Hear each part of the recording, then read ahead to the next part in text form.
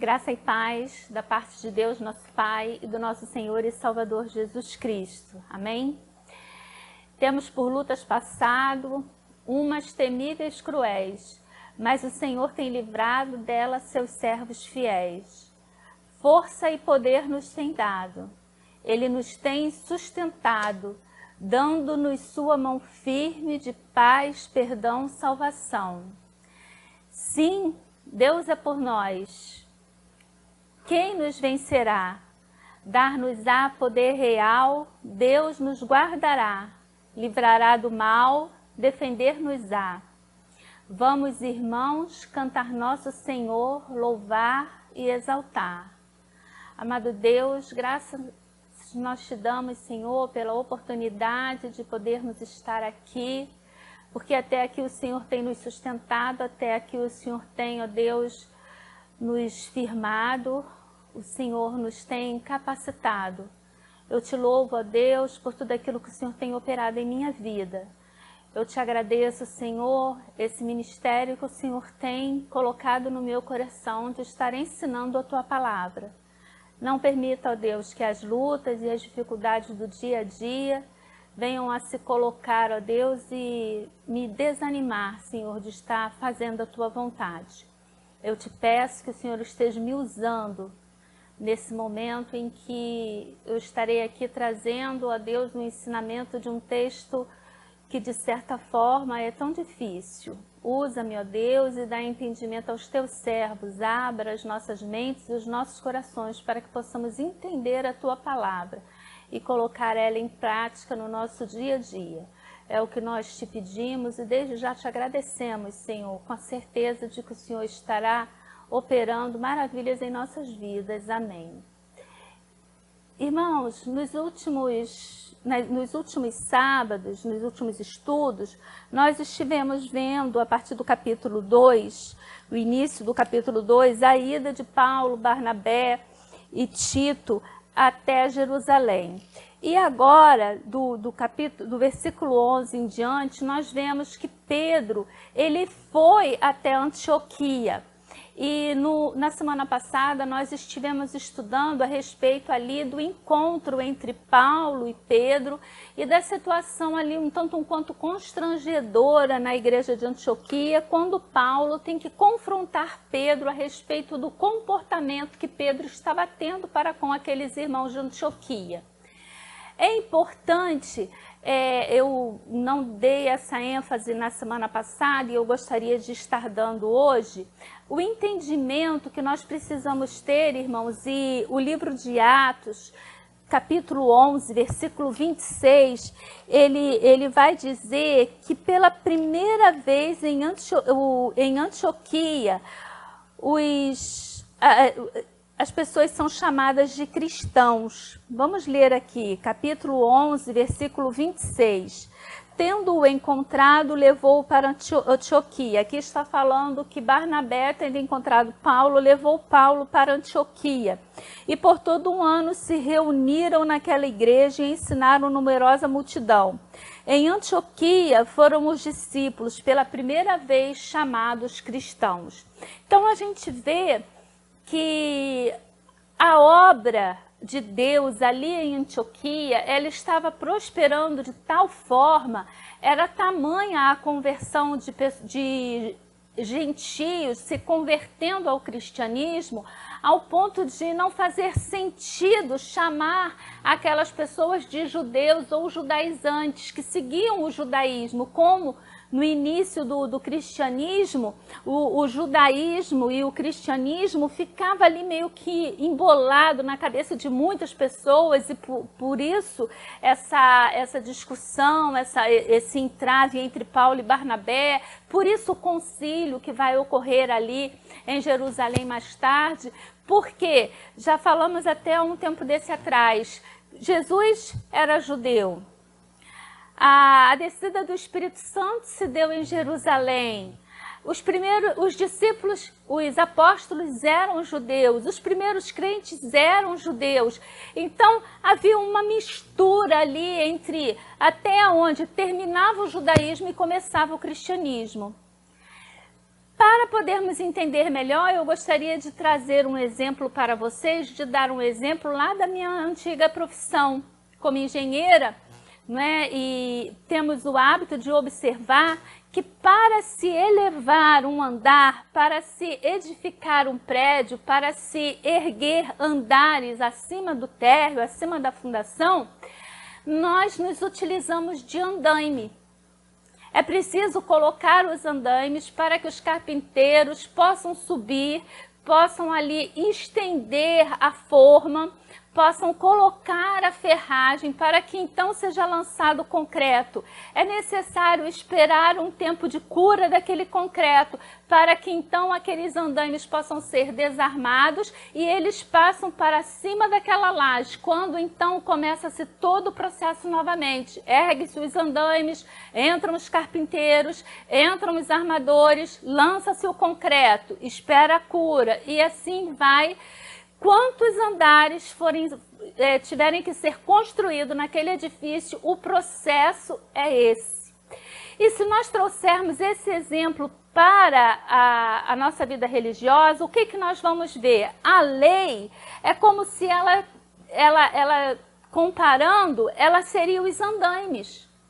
A lei foi aquilo que trouxe à tona a necessidade de nós precisarmos de alguém que nos justificasse, porque a lei ela provava o quão incompleto eu sou, o quão incapaz de alcançar a santidade que Deus queria para o seu povo.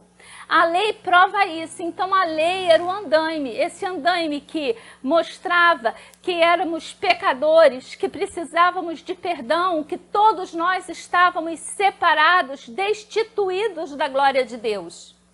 E aí vem a graça, e aí vem Jesus, e aí vem o sacrifício de Cristo na cruz, que foi necessário. O sacrifício de Cristo na cruz era o único meio pelo qual nós podemos, e aqueles que ainda não são, poderão ser salvos, somente aceitando o sacrifício de Cristo na cruz. Então, o sacrifício de Cristo na cruz é a laje já curada, já estabelecida, que nos justifica do nosso pecado.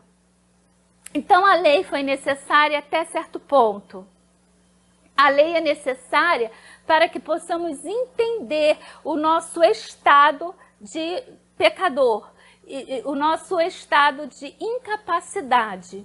E aí, então, vem Jesus Cristo com o seu sacrifício na cruz, nos justificando, justificando todo aquele que crê, todo aquele que tem fé, né? Tanto que a justificação é pela fé. E quando, irmãos, nós vemos ali no livro de Atos, capítulo 11, versículo 26, os discípulos sendo chamados de cristãos, é porque o desenvolvimento do cristianismo já era tamanho entre os gentios, entre os não-judeus, que já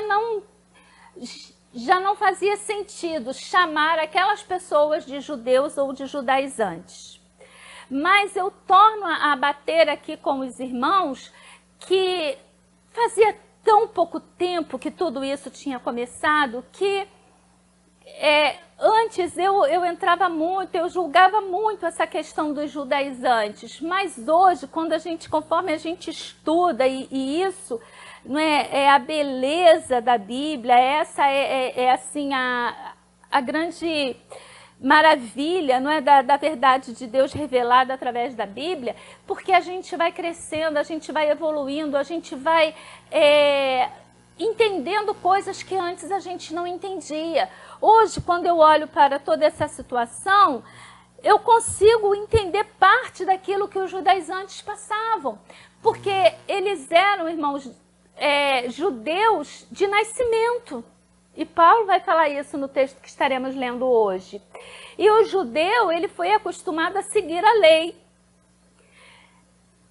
Ele até aceita que Cristo salva, porque ele sabia que a lei não salvava. Mas muitas das vezes ele não conseguia se desvencilhar dos aparatos da lei. E aí eu tenho falado isso nas aulas. Para esse judeu, o fato dele seguir, irmãos, aqueles rituais, o fato dele, ao ter um filho, circuncidar esse filho, o fato dele não comer, continuar tendo ali, se abstendo de comer determinados alimentos, o fato dele continuar fazendo a guarda dos sábados e trabalhando ali os dias festivos, conforme Deus havia estabelecido ali no Velho Testamento, não tinha problema. Não tinha, irmãos. Ele não estava pecando, ele não estava sendo idólatra, ele não estava querendo se auto-justificar. Aí depende, né? Se ele tivesse esse pensamento, não, eu vou fazer isso para que eu possa ser salvo, aí ele estaria errado. Mas ele, dentro de um contexto de estar fazendo, porque fazia parte da comunidade onde ele vivia, onde ele nasceu, a forma como ele foi criado, a tradição que havia sido passada pelos seus ancestrais, esse era um ponto. Agora, quando eles vinham e queriam que os gentios cumprissem aquilo ali como um protocolo para que eles pudessem ser salvos, como a gente lê lá em Atos 15, que os judaizantes chegam ali em Antioquia e eles começam a colocar, não é? Atos 15, versículo 1. Alguns indivíduos que desceram da Judéia ensinavam aos irmãos: se não vos circuncidardes, segundo o costume de Moisés, não podeis ser salvos. Isso aqui é errado. Isso aqui não condiz com a palavra. Isso aqui não é cristianismo. Versículo 5. Insurgiram-se, entretanto, alguns das seitas dos fariseus que haviam crido, dizendo: é necessário circuncidá-los e determinar-lhes que observem a lei de Moisés. Não, não era necessário. Por isso que, mais tarde, nesse capítulo 15 mesmo de Atos, nós vamos ver ali o acontecimento que é o concílio em Jerusalém, quando eles vão se reunir, vão debater a questão, vão discutir e vão chegar ali a uma conclusão e de que realmente não havia necessidade, e aquilo ali vai ser escrito num texto que deve circular por toda a região, por todas as igrejas.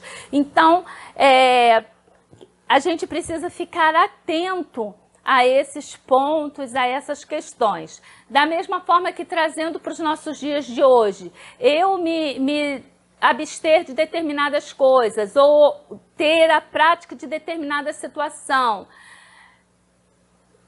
que do momento que eu faço aquilo como uma coisa minha, particular, isso é uma situação. Agora, do momento que eu passo a acreditar que aquilo ali é parâmetro para que eu possa ser salva, é parâmetro para aumentar a minha santificação, aí o negócio começa a ficar estranho, tá? Para a gente não dizer que começamos a pecar. Vamos ler os versículos aqui do capítulo 2. Eu vou ler novamente desde o 11, para que possamos nos contextualizar até o 21. Por que que é importante? Porque o que nós estaremos estudando hoje, que é do 15 ao 21, ainda é o diálogo de Paulo com Pedro, quando Paulo questiona Pedro a respeito do seu comportamento ali em Antioquia.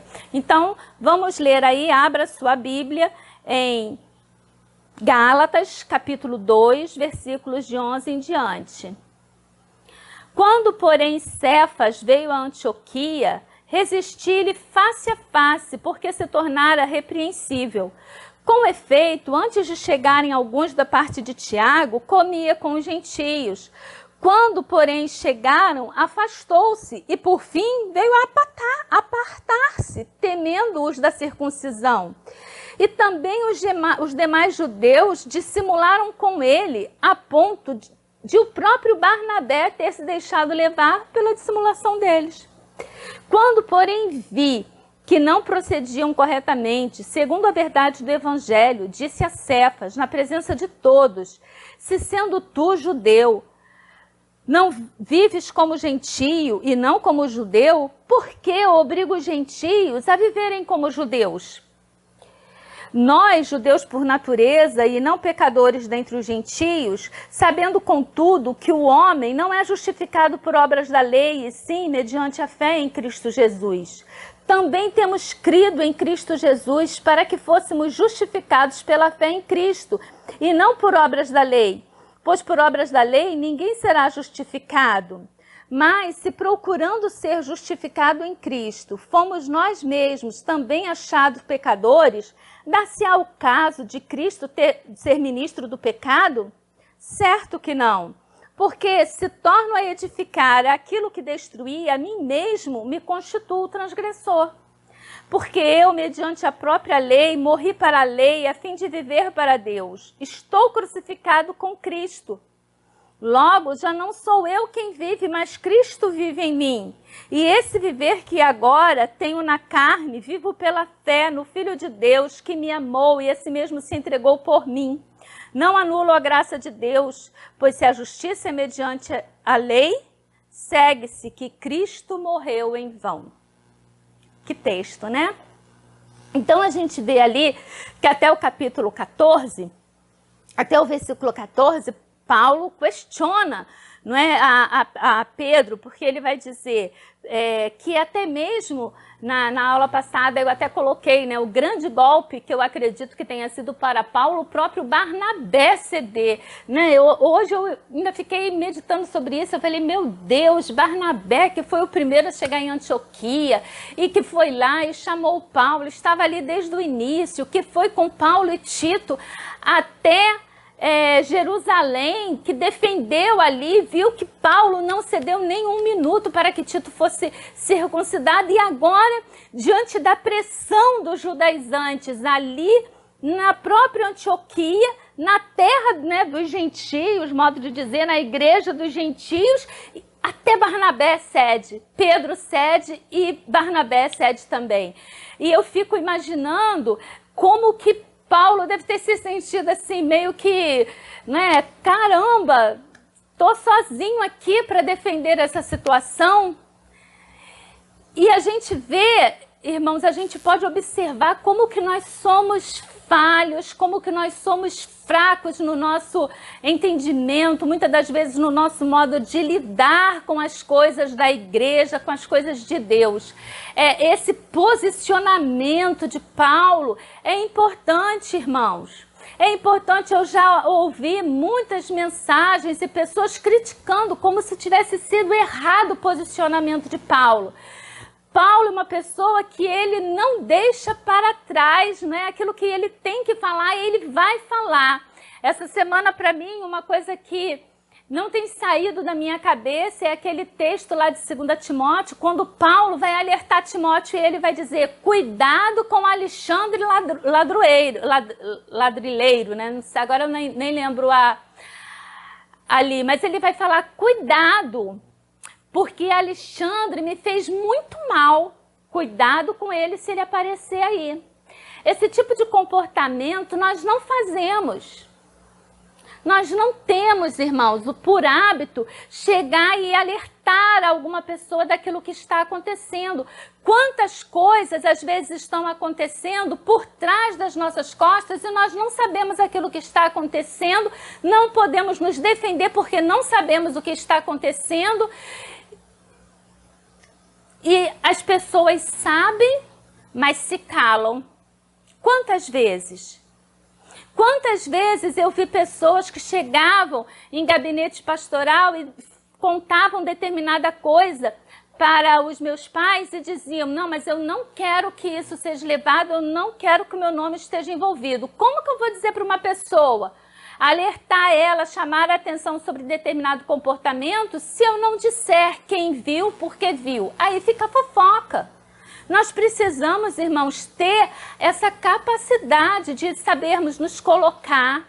Uma coisa que eu acho muito linda aqui nesse texto é que Paulo, Paulo, ele até coloca assim na primeira pessoa, em alguns momentos aqui, que ele vai tocar em alguns pontos mais críticos, Paulo coloca como se fosse ele. Aqui, quer ver? Olha, porque... versículo 18, quando Paulo fala assim, porque se torno a edificar aquilo que destruí, a mim mesmo me constituo transgressor. Aqui Paulo com certeza está falando de Pedro. Mas ao invés de dizer, se você, Pedro, constrói novamente aquilo que você havia derrubado, você se torna um transgressor. Ele traz para ele, como se ele tivesse sido a pessoa que novamente edificou aquelas questões ali das obras, né, pela lei, todos aqueles parâmetros ali, e não Pedro. Então, a gente vê o cuidado, apesar dele falar, dele confrontar, a gente vai ver o cuidado. E um ponto que eu acho muito importante é porque tudo Paulo fala aqui, dentro da palavra. Porque essa questão também é por demais importante para nós atendermos e nos atentarmos quando tratarmos situações difíceis ou complicadas dentro da igreja. A questão, irmãos, ela tem que ficar aqui na verdade do Evangelho. E não no meu pensamento, e não no meu achismo, e não na minha forma de ser e de agir, e não naquilo que eu acho. Tem que ser aqui, à luz do Evangelho. À luz da palavra de Deus. É a palavra de Deus que vai dizer, que vai ditar o nosso comportamento. Essa é a nossa regra de conduta e de fé.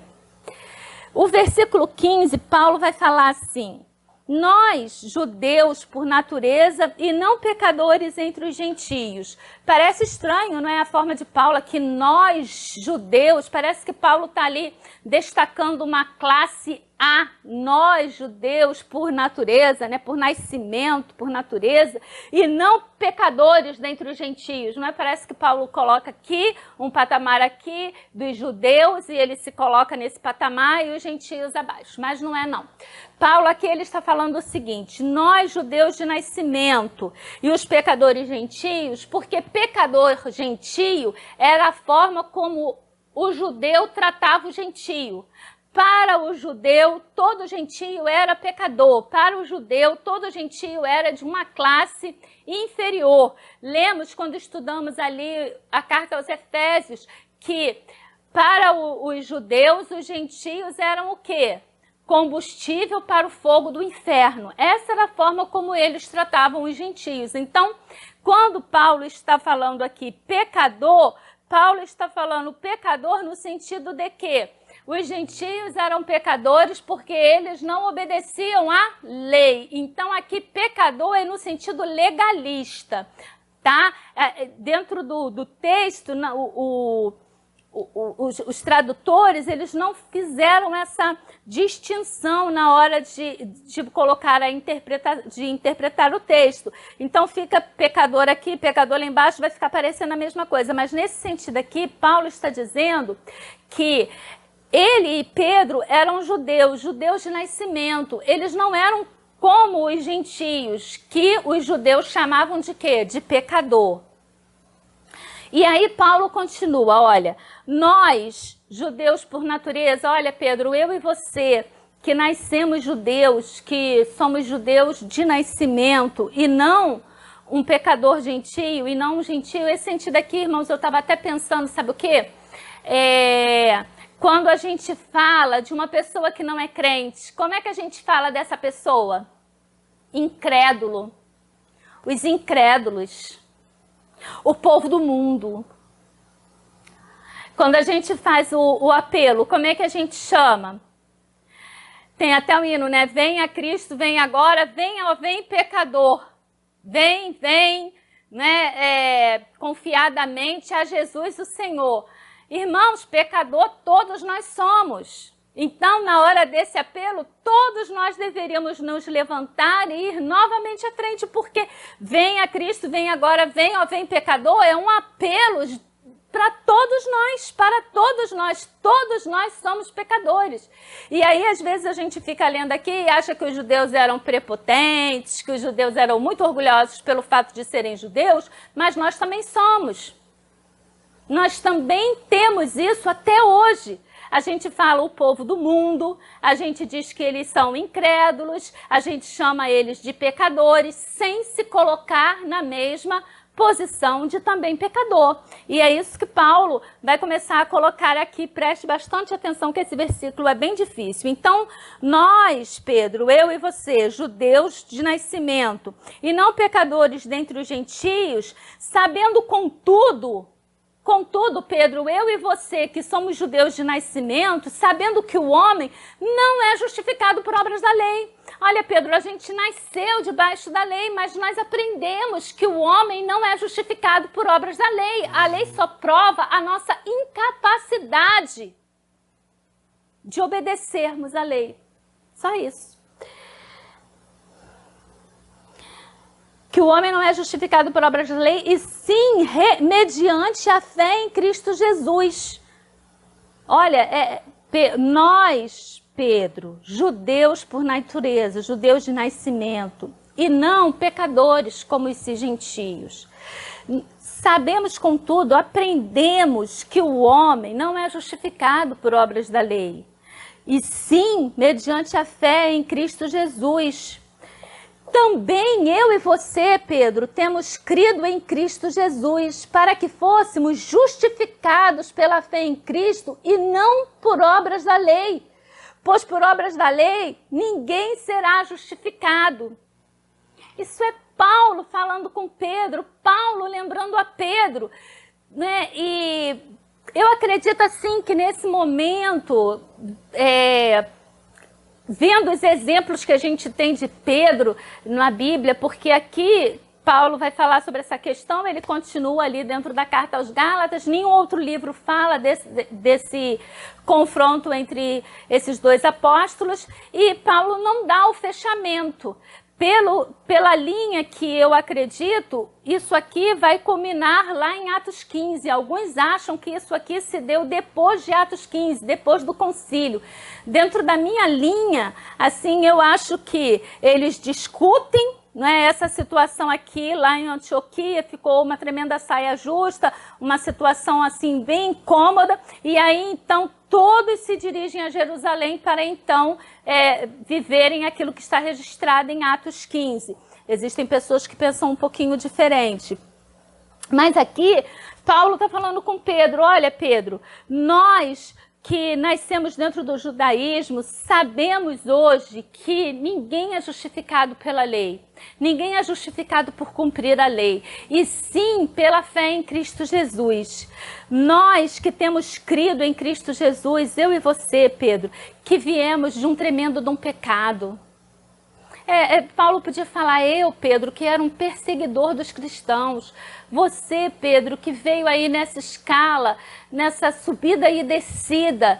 Você que foi perdoado por Cristo tantas das vezes. Nós aprendemos, Pedro, que as obras da lei não salvam, mas que apenas Jesus é que nos salva. Ninguém será justificado pela lei. Ninguém, irmãos. Se houvesse uma forma que não fosse a morte de Cristo, você acha que Deus seria um Deus tão cruel a ponto de impor um castigo sobre seu filho que seria desnecessário? Você acha que se houvesse alguma outra forma, você acha que se pelo seu comportamento, que se pelas suas ações, que se pelo seu jejuar, que se pelo seu muito orar, que se pela sua santidade Deus pudesse te salvar, Ele enviaria o Filho dele para morrer na cruz por você de forma desnecessária, se é que você mesmo poderia se salvar? Para e pensa, toda vez que for imposto algo sobre você, dizendo ou você faz isso ou deixa de fazer isso para que você seja salvo, você pensa, então, é como Paulo encerra esse ponto aqui, Cristo morreu em vão, porque além do sacrifício dele, eu ainda tenho que cumprir isso aqui. Não, irmãos, esse pensamento é errado. E Paulo vai debater bastante aqui em Gálatas, e depois, quando a gente estiver estudando a carta aos Romanos, a gente vai ver Paulo de novo falando sobre essa questão tão importante da justificação pela fé. Quando Paulo diz aqui, no final do versículo 16, que por obras da lei ninguém será justificado, Paulo está se referindo ao Salmo 143, versículo 2.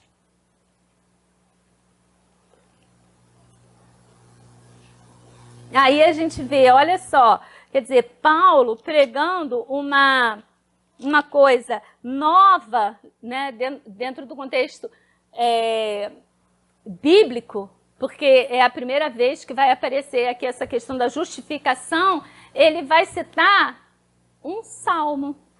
Olha como a Bíblia é linda e ela se completa, ela não se contradiz, não é? Pedro vai...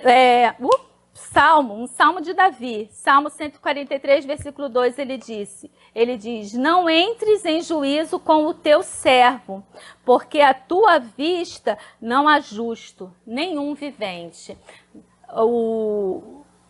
Na carta aos Colossenses nós tivemos a oportunidade de falar que a justiça do homem para Deus é como trapos de imundícia. Ele continua aqui. Mas, se procurando ser justificados em Cristo, fomos nós mesmos também achados pecadores, Paulo, né, colocando aqui para Pedro, olha Pedro, mas, não é, procurando ser justificado por Cristo, o que aconteceu?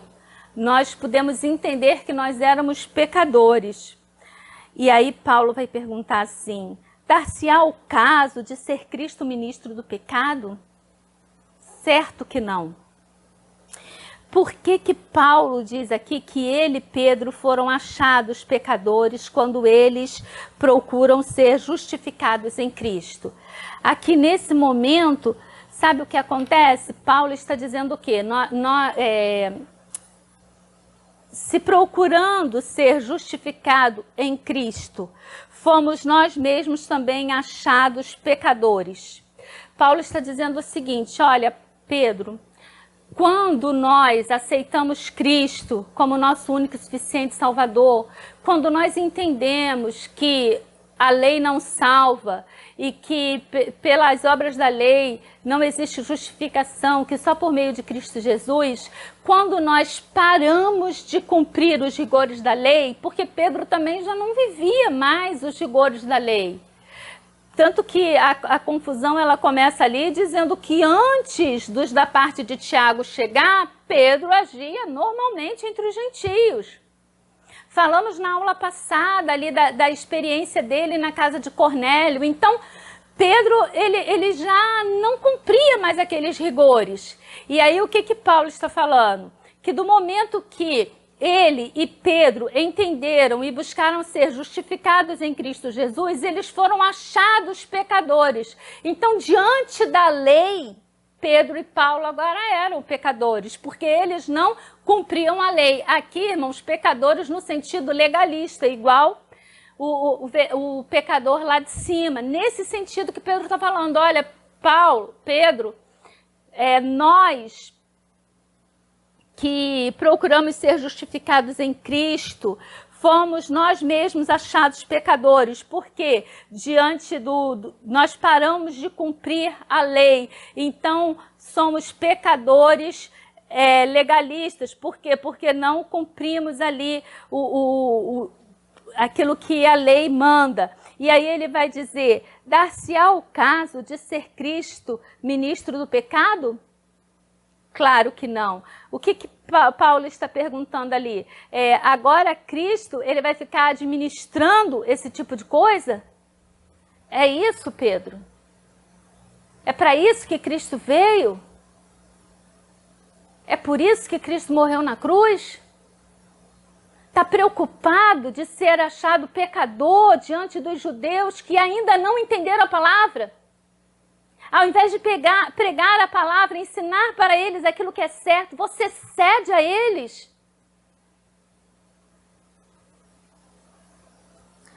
Porque se torna a edificar aquilo que destruir, a mim mesmo me constituo transgressor. Aqui Paulo está falando de algo que Pedro fez. Pedro estava tornando a edificar, a dizer que que era importante aquilo tudo, quando ele já sabia que aquilo não era importante, que aquilo não era para ser vivido.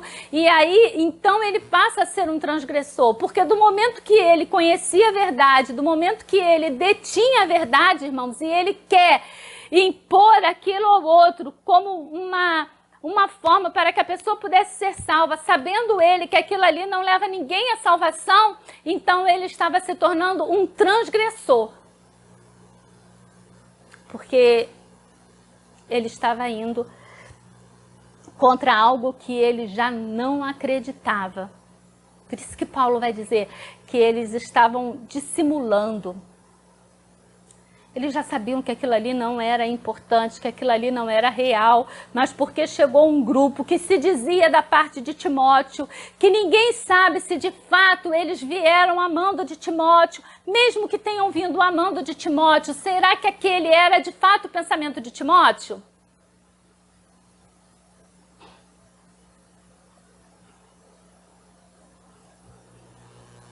Porque eu, mediante a própria lei, morri para a lei.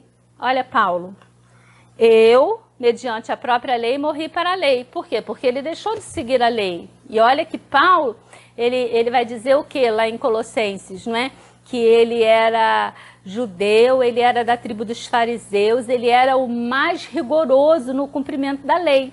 E, no entanto, agora Paulo está aqui dizendo o quê? Eu, mediante a própria lei, morri para a lei, a fim de viver para Deus.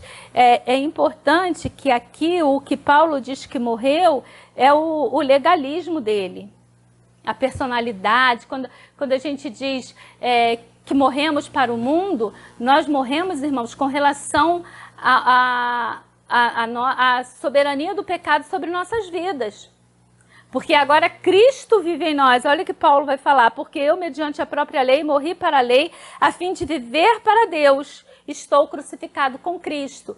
Paulo coloca dentro de uma linguagem que o sacrifício de Cristo na cruz, ele se coloca lá naquele sacrifício. E o que ele ganha se colocando naquele sacrifício? A gente não diz que Cristo morreu por nós? Cristo não morreu pelos nossos pecados? Então Paulo está dizendo, se Cristo morreu pelos nossos pecados, você tem plena convicção disso, então você também morreu na cruz com Cristo. E agora você não vive mais você mesmo, mas Cristo vive em você. No outro texto, em Filipenses, Paulo vai dizer, para mim o viver é Cristo. Eu vivo Cristo. Cristo vive em mim.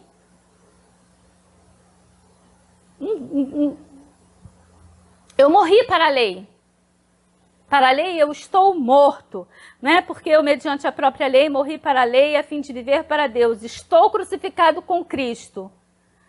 Morri para a lei a fim de viver para Deus. Logo, já não sou eu quem vive, mas Cristo vive em mim. E esse viver que agora vivo, esse viver que agora tenho na carne, vivo pela fé no Filho de Deus, que me amou e a si mesmo se entregou por mim. Aí Paulo vai ter esse versículo lindo, né? Não anulo a graça de Deus, pois se a justiça é mediante a lei, segue-se que Cristo morreu em vão. Do momento em que nós, irmãos, colocamos situações e pontos para que possamos ser considerados salvos, então nós anulamos o sacrifício de Cristo na cruz do Calvário. Eu, particularmente, assim, amei esse estudo, estou amando Gálatas, assim como amei Efésios, Colossenses, Filipenses, não é? Eu fico até meio repetitiva, dizendo, isso é lindo, porque viver, não é? Estudar as cartas de Paulo, entender, assim, versículo por versículo, entender as coisas que o apóstolo coloca, é realmente enriquecedor. E eu espero que você esteja sendo tão enriquecido quanto eu estou sendo. Que o Senhor Deus possa te abençoar, que Ele possa abrir a sua mente, o seu coração, te dando pleno entendimento da palavra de Deus.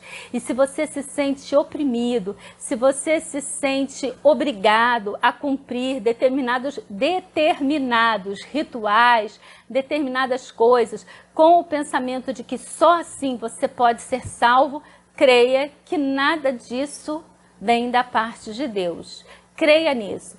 Qualquer coisa nesse sentido anula o sacrifício de Cristo na cruz do Calvário. Que o Senhor possa te abençoar, você tenha um restante de dia excelente e não deixe de nos assistir nas nossas redes sociais, aos cultos de domingo. Temos o culto ao vivo, à noite um culto gravado, por enquanto ainda não voltamos ao vivo no culto da noite. Assista aos nossos cultos, ao estudo de quarta-feira que o pastor está fazendo. Não deixe de estudar, de compartilhar esses estudos com os seus amigos. Um grande abraço.